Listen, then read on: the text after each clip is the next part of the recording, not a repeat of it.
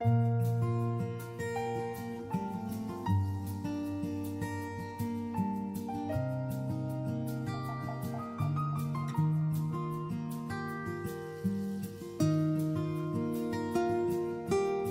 el nombre del Padre, y del Hijo, y del Espíritu Santo. Amén. Proclamación del Santo Evangelio de nuestro Señor Jesucristo según San Juan 1, 35, 42. Al día siguiente, Juan se encontraba de nuevo allí con dos de sus discípulos.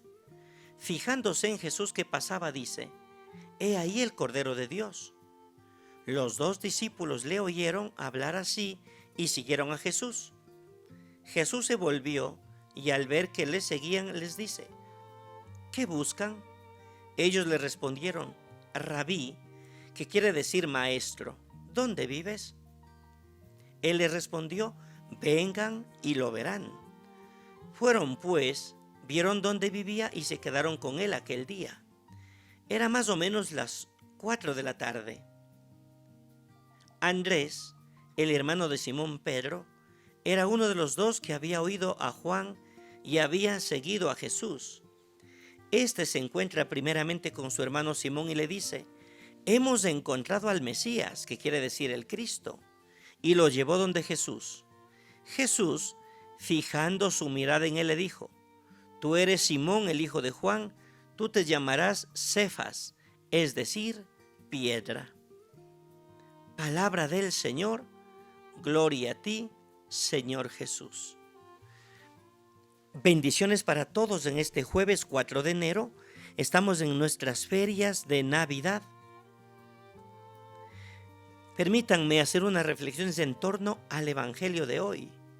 En el primer capítulo de su Evangelio, San Juan nos conduce a través de una especie de viaje temporal con la expresión «al día siguiente». Nuestro pasaje nos ubica en un momento fundamental, el central, el más importante, con un itinerario físico y espiritual que hace los primeros discípulos de Juan con Jesús. Es el día siguiente del encuentro, de la elección y del seguimiento. ¿Cuáles son esas? Veamos. Primero, la escena está atravesada de manera viva por el intercambio intenso de miradas de Juan hacia Jesús, de Jesús a los discípulos, de los discípulos a Jesús. Es Jesús quien dirige su mirada a nosotros en la persona de Pedro. No son miradas superficiales, distraídas, fugaces, sino miradas de contacto profundo, intenso, que parten del corazón, del alma viva. Es así como Jesús mira a sus discípulos y nos mira a nosotros. Y así deberíamos aprender a mirarlo a Él, pero también a mirar a nuestros hermanos. Segundo, Jesús camina por el mar, por las orillas de nuestra vida. Así Juan lo retrata, lo fija, usando el verbo en el que Jesús nos invita a seguirle. Jesús hoy también pasa a nuestro lado como aquel día. Él puede visitar y atravesarse en nuestras vidas, nuestra tierra, puede acoger las huellas de nuestros pasos. Tercero, en el centro del texto se encuentra el movimiento de Jesús. Él camina primero, luego se vuelve y se detiene, con la mirada, con el corazón, en la vida de los dos discípulos. Jesús se vuelve y les pregunta qué buscan. Jesús aquí se nos revela como un Dios encarnado, como un Dios que ha descendido en medio nuestro, se ha vuelto del seno del Padre para hacerse uno de nosotros. Cuarto, es bello ver cómo el Señor nos hace participar en sus movimientos, en su propia vida. De hecho, el Señor invita a dos de sus discípulos: vengan a ver. No se podía estar detenido cuando se encontraba el Señor, cuando estamos ante su presencia, pues nos pone en movimiento, nos hace levantar de nuestras antiguas posiciones y nos hace correr. Quinto, la primera parte del texto se cierra con la experiencia bellísima de los primeros dos discípulos que se quedaron con Jesús. Lo han seguido, han entrado en su casa y se han quedado allí. Él es el viaje de nuestra salvación, de la verdadera felicidad. Él se nos ofrece hoy a nosotros. Basta con aceptar quedarse, con ser firmes, decididos, de estar enamorados, sin ir de acá para allá, sino ponernos a los pies del Señor. Porque cuando está Jesús, el Señor, cuando hemos sido invitados por Él, realmente no hacemos o no nos hace nada falta. Sexto, la pregunta: ¿dónde vive Dios? Señor, ¿dónde vives? Pregunta frecuente de los niños de mucho interés en la historia de la humanidad. Durante mucho tiempo el pueblo de Israel tuvo la oportunidad de ver las manifestaciones del poder de Dios. Las veía a través de acontecimientos milagrosos que les daban la autoridad de que Dios estaba en medio de ellos. Aunque no sabían dónde vive Dios, sabían que no había un lugar físico en la tierra donde Dios habitara.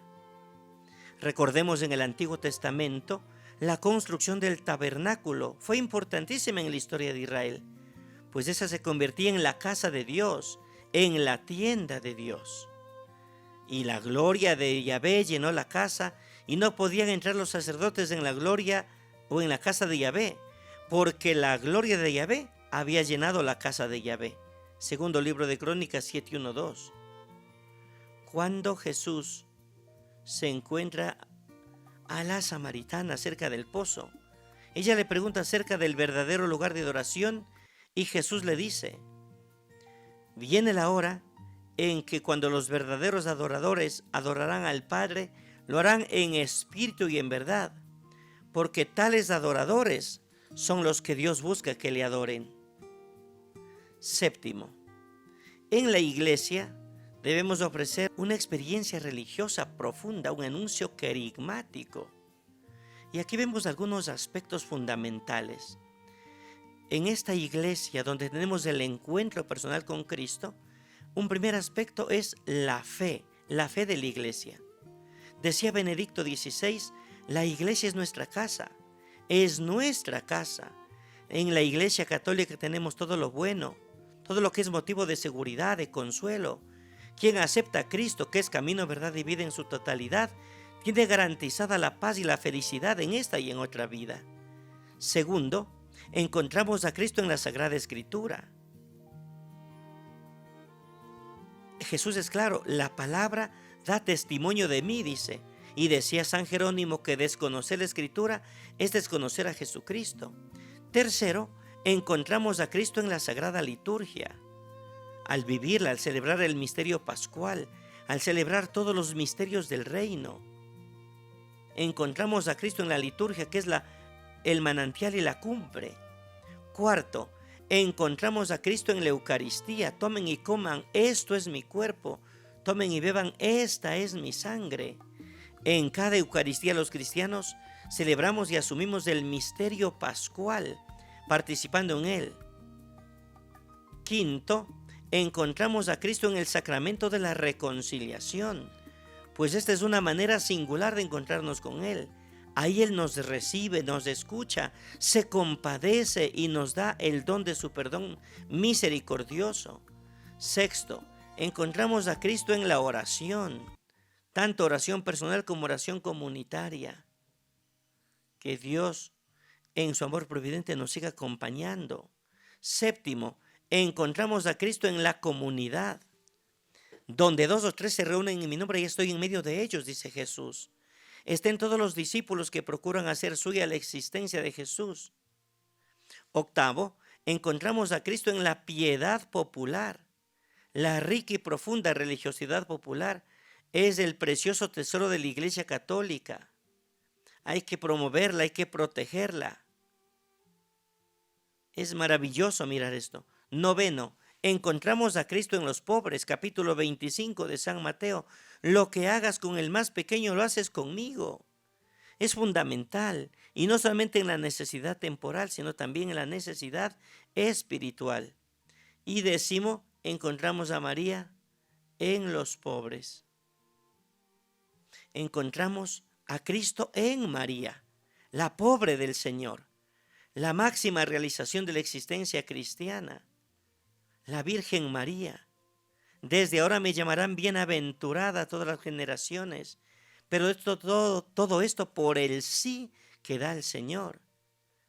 Y por último, también encontramos a Cristo en la vida de los santos, porque nadie mejor que ellos para extender la vida de Cristo.